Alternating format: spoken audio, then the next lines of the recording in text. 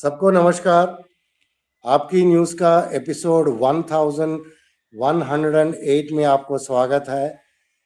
यहाँ हमारे दो वॉलंटियर्स हैं, एक मंगलुरु से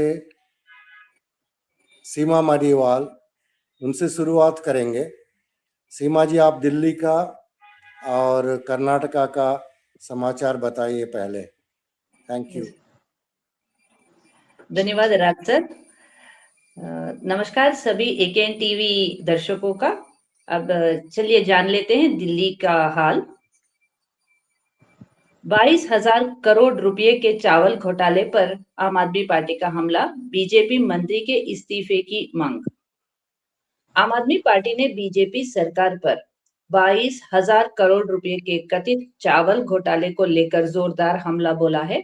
आम आदमी पार्टी का कहना है कि एडिशनल कमिश्नर को सस्पेंड करके सरकार अपनी जिम्मेदारी से नहीं बच सकती। निलंबित अधिकारी ने कारण बताओ नोटिस के जवाब में कहा है कि उन्होंने पूरी कार्रवाई मंत्री के आदेश अनुसार की थी। ऐसे में आम आदमी पार्टी ने सवाल उठाया है कि जब अधिकारी पर कार्रवाई हुई है तो बीजेपी मंत्री मनजिंदर सिरसा जी का इस्तीफा क्यों नहीं लिया जा रहा। दिल्ली के कल्याणपुरी में एक सफाई कर्मचारी की दिन दहाड़े हत्या कर दी गई। 23 साल के अनिल कुमार कूड़ा उठाते समय अचानक एक शख्स ने उनके गले और छाती में कई बार चाकू मार दिया। पूरा वाकया सीसीटीवी में कैद हो गया। आम आदमी पार्टी ने रेखा गुप्ता सरकार पर हमला बोला है। उन्होंने कहा कि दिल्ली में अपराधियों को कोई डर नहीं रहा। सफाई कर्मचारियों ने भी विरोध प्रदर्शन शुरू कर दिया है और कल से काम बंद रखने की धमकी दी है। परिवार मुआवजे और किसी एक सदस्य को सरकारी नौकरी की मांग कर रहा है। पुलिस आरोपी की तलाश में जुटी हुई है। दिल्ली शिक्षा विभाग में दागी अधिकारी की तैनाती पर सौरभ भारद्वाजी ने उठाए सवाल। आम आदमी पार्टी के नेता सौरभ भारद्वाजी ने दिल्ली के उप राज्यपाल एलजी और भाजपा नेता आशीष सूद को घेरते हुए गंभीर आरोप लगाए हैं। उन्होंने कहा कि डैनिक्स अधिकारी नितिन जिंदल को शिक्षा विभाग में अहम जिम्मेदारी दी गई है, जबकि वह पहले एक जमीन घोटाले के मामले में निलंबित हो चुके हैं। भारद्वाजी ने सवाल उठाया कि एक दागी अधिकारी को शिक्षा विभाग जैसे संवेदनशील विभाग में बड़े टेंडर और महत्वपूर्ण फैसले लेने का अधिकार कैसे दिया जा सकता है। उन्होंने यह भी पूछा है कि क्या भाजपा नेता आशीष सूद इस अधिकारी के पुराने भ्रष्टाचार से अनजान हैं या उन्हें मंत्री का संरक्षण प्राप्त है। तो ये थी दिल्ली समाचार। अब चलते हैं कर्नाटका की तरफ। वीआईपी जेल में लापरवाही, पूर्व सांसद प्रज्वल रेवन्ना की बैरक से मोबाइल और पेन ड्राइव बरामद। बेंगलुरु की केंद्रीय जेल में बंद दुष्कर्म के मामले में सजैफ्ता और पूर्व जेडीएस सांसद प्रज्वल रेवन्ना की जेल सेल में एक एक्टिव मोबाइल फोन और पेन ड्राइव बरामद की गई है।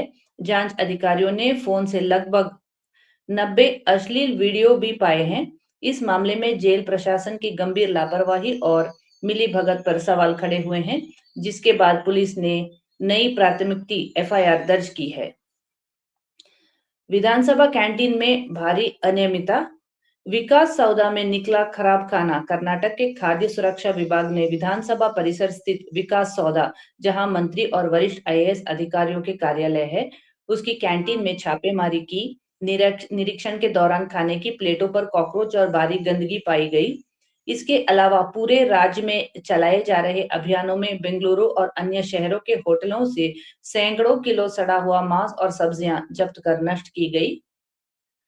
वन क्षेत्र में गोलीबारी और हिंसा, 3 लोगों की मौत के बाद बवाल। कर्नाटक के संरक्षित वन क्षेत्र में शिकार के संदेह में पुलिस द्वारा की गई गोलीबारी में 3 लोगों की मौत हो गई। इस घटना के बाद स्थानीय ग्रामीणों में भारी आक्रोश फैल गया है।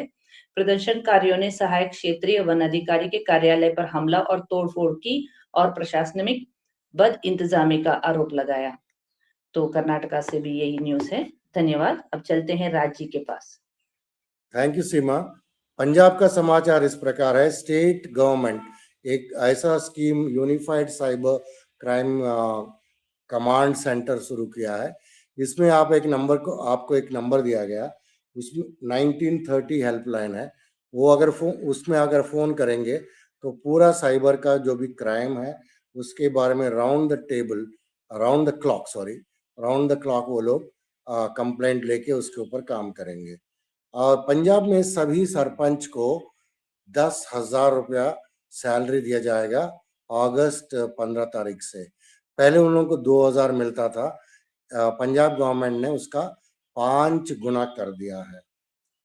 फिर मोहाली में एक सेमीकंडक्टर लेबोरेटरी, वो चिप्स मैन्युफैक्चरिंग करने के लिए, उसको ये कंट्री में हमारे पूरा देश में पहली दफा वो एक लेबोरेटरी बनाया गया है। और मैट्रिक के बाद जो लोगों को स्कॉलरशिप जो मिलता है उसके लिए उसमें शेड्यूल कास्ट और शेड्यूल ट्राइब जो स्टूडेंट्स है पंजाब में, उनके लिए एक अलग से पोर्टल बनाया गया है। तो इनका मतलब ऑनलाइन वो लोग अप्लाई करके वो स्कॉलरशिप का फायदा ले सकते हैं। 25.36 करोड़ का एक प्लान गुरु तेज बहादुर सेंचुरी, ये लेपर्ड सफारी, उसका उद्घाटन हुआ है। उसके लिए खर्च किया जाएगा, एक सफारी का उद्घाटन हो रहा। फिर पंजाब कैबिनेट का आउटसोर्स जो एम्प्लॉइज हैं वो डायरेक्टली पंजाब स्टेट का गवर्नमेंट में आएंगे, मतलब थर्ड पार्टी में नहीं आएंगे, तो इसको एम्प्लॉइज को फायदा मिलेगा। तो ये कैबिनेट में पास हो गया है। फिर अभी आते हैं हमको आवश्यक समाचार, मतलब जो जानकारी करना जरूरी है वो समाचार। 36 से 44% ऑफ द रेलवे बजट जो है यूटिलाइज नहीं किया जा रहा है।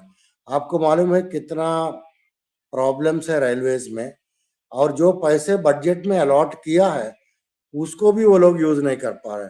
वो भी कितना, ऑलमोस्ट हाफ, पूरा हाफ तो नहीं है मगर ऑलमोस्ट हाफ, 36 से 44%।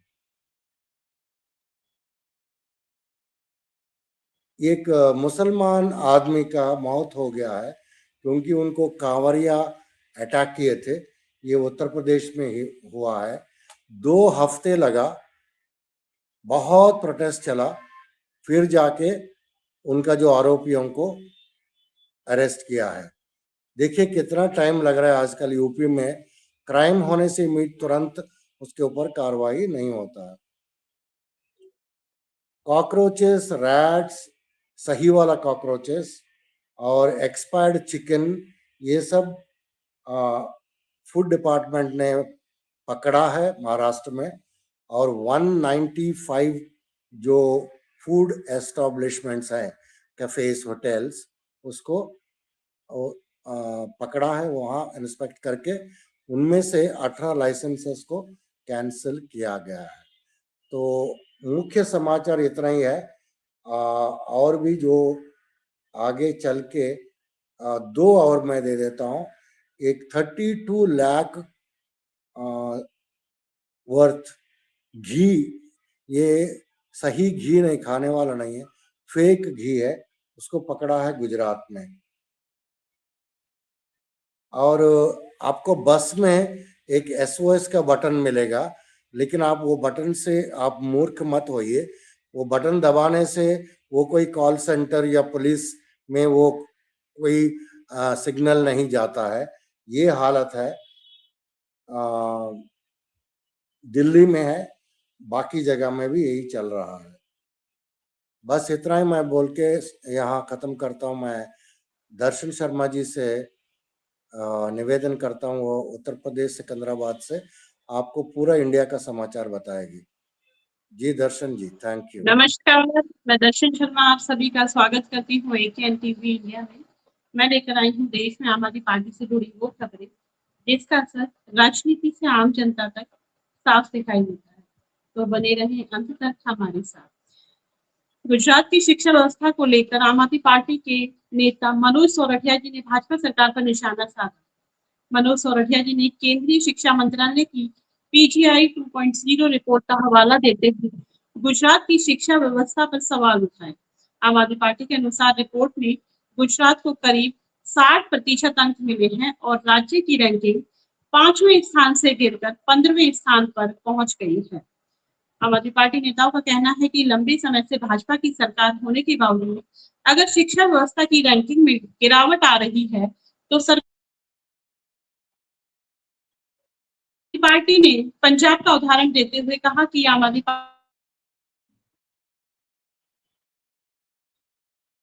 और शिक्षा व्यवस्था में सुधार पर जोर दिया है। उनका सवाल है कि गुजरात में 3 दशक से सत्ता में रहने के बावजूद भाजपा शिक्षा के क्षेत्र में अपेक्षित सुधार क्यों नहीं ला पाई। बच्चों के भविष्य के लिए नीति बनानी चाहिए, बहाने नहीं। उनका कहना है कि बच्चों के बेहतर भविष्य के लिए मजबूत सरकार, सरकारी स्कूल, गुणवत्तापूर्ण शिक्षा और बुनियादी सुविधाएं जरूरी हैं। केवल बड़े-बड़े दावों से शिक्षा व्यवस्था नहीं सुधर सकती। जम्मू कश्मीर के आम आदमी पार्टी के विधायक महराज मलिक जी ने स्वतंत्रता का दर्द कहा कि 3 साल से एक कमरे तक नहीं बन पाए, जबकि बच्चे आज भी शेड में बैठकर पढ़ने को मजबूर हैं। स्कूल की यह तस्वीर सरकारी दावों और जमीनी हकीकत के बीच के अंतर पर गंभीर सवाल खड़े करती है। पटना में 16 अगस्त को E20 पेट्रोल के मुद्दे पर जनसंवाद कार्यक्रम सफलतापूर्वक आयोजित किया गया। इस कार्यक्रम में बिहार के अलग-अलग हिस्सों से लोग पहुंचे और E20 पेट्रोल से जुड़ी चिंता और समस्या पर अपने विचार साझा किए। केरल के एर्नाकुलम स्थित YMCA में E20 पेट्रोल को लेकर स्टेट टाउन हॉल का सफल आयोजन किया गया। कार्यक्रम में नागरिकों और विशेषज्ञों ने एकजुट होकर E20 पेट्रोल की अनिवार्य शुरुआत को लेकर अपनी चिंताएं सामने रखी हैं। महाराष्ट्र में हाई कोर्ट क्लर्क भर्ती को लेकर छात्रों की शिकायतों ने परीक्षा व्यवस्था पर सवाल खड़े किए हैं। छात्रों ने कथित अनियमितता का आरोप लगाते हुए सबूतों के साथ अपनी मांगे रखी हैं और राज्य के अलग-अलग हिस्सों में विरोध प्रदर्शन भी किए जा रहे हैं। आम आदमी पार्टी के नेता मुकुंद किरदर जी ने छात्रों का आंदोलन समर्थन करते हुए परीक्षा प्रक्रिया में पारदर्शिता और शिकायतों की निष्पक्ष जांच की मांग की है। जिला अध्यक्ष श्रीकांत डोंकी के नेतृत्व में हुए कार्यक्रम में पार्टी कार्यकर्ताओं ने जरूरतमंद लोगों से मुलाकात कर उनके साथ समय बिताया और भोजन वितरित किया। समृद्धि महामार्ग पर परिवहन विभाग की कार्यवाही को लेकर भी विवाद सामने आया है। आम आदमी पार्टी के नेता विजय कुंभार जी के अनुसार एक ट्रक चालक पर 15,000 का जुर्माना लगाए जाने और दस्तावेज के लिए जाने के लिए चालक ने ट्रक को हाईवे पर खड़ा कर दिया, जिससे कई घंटों तक यातायात प्रभावित रहा। आम आदमी पार्टी महाराष्ट्र के नेता एडवोकेट मनीष मोदक जी ने वाशिम जिले में कई सरकारी स्कूलों का दौरा कर वहां की स्थिति का जायजा लिया। पार्टी नेताओं के अनुसार कई स्कूलों में बुनियादी सुविधाओं की कमी है, जर्जर इमारतें हैं, शिक्षकों की कमी है और ग्रामीण शिक्षा व्यवस्था की अनदेखी जैसी समस्याएं सामने आई हैं। मनीष मोदक जी ने कार्यकर्ताओं से अपने अपने क्षेत्रों के सरकारी स्कूलों और अस्पतालों का दौरा कर सुविधाओं का निरीक्षण और ऑडिट रिपोर्ट तैयार करने की अपील की है। उनका कहना है कि स्कूलों और स्वास्थ्य केंद्रों की वास्तविक स्थिति को फोटो या वीडियो के माध्यम से सामने लाकर प्रशासन का ध्यान जरूरी सुधारों की ओर आकर्षित किया जाएगा। उड़ीसा के भुवनेश्वर में 16 अगस्त 2026 को हुए E20 पेट्रोल के मुद्दे पर टाउन हॉल कार्यक्रम में सफलतापूर्वक आयोजन किया गया। कार्यक्रम में लोगों ने E20 पेट्रोल को लेकर अपनी चिंताएं सामने रखते हुए सरकार से सवाल किए। राजस्थान के उदयपुर जिले के हरिया खेड़ा गांव की सरकारी स्कूल का एक वीडियो सामने आया है, जिसमें बच्चे स्कूल की जर्जर इमारत के मलबे और ईंट पत्थरों के बीच खड़े होकर राष्ट्रगान गाते नजर आ रहे हैं। सोशल मीडिया पर सामने आई इन तस्वीरों ने सरकारी स्कूलों की स्थिति और बच्चों की सुरक्षा को लेकर सवाल खड़े कर दिए हैं। स्कूलों की भवन की खराब स्थिति और परिसर में फैले मलबे के बीच बच्चों को पढ़ना और राष्ट्रीय पर्व मनाना व्यवस्था की प्राथमिकता पर गंभीर सवाल है। तमिलनाडु के विरुद्धाचलम में आम आदमी पार्टी की तमिलनाडु इकाई ने E20 पेट्रोल को लेकर जन जागरूकता टाउन हॉल बैठक का आयोजन किया। आम आदमी पार्टी के देशव्यापी अभियान के तहत तमिलनाडु में भी 16 अगस्त को E20 से जुड़े मुद्दे पर लोगों की राय और चिंताओं को सामने लाने का कार्यक्रम सफलतापूर्वक आयोजित किया गया। देहरादून में आम आदमी पार्टी प्रदेश कार्यालय पर ध्वजारोपण, कार्यकर्ताओं ने मनाया स्वतंत्रता दिवस। स्वतंत्रता दिवस के अवसर पर आम आदमी पार्टी के उत्तराखंड के प्रदेश मुख्यालय देहरादून में ध्वजारोपण कार्यक्रम आयोजित किया गया था, जिसमें प्रदेश अध्यक्ष उमा सिसोदिया जी सहित पार्टी के वरिष्ठ पदाधिकारी और बड़ी संख्या में कार्यकर्ता मौजूद रहे और सभी ने देश की एकता, अखंडता और लोकतांत्रिक मूल्यों के प्रति अपनी प्रतिबद्धता दोहराई। तो ये थी देश में आम आदमी पार्टी से जुड़ी कुछ खास और अहम खबरें। कल फिर हाजिर होंगे नई खबरों के साथ। तब तक के लिए नमस्कार, जय हिंद, जय Bharat. Thank you so much. सबको दर्शकों को हमारा नमस्कार।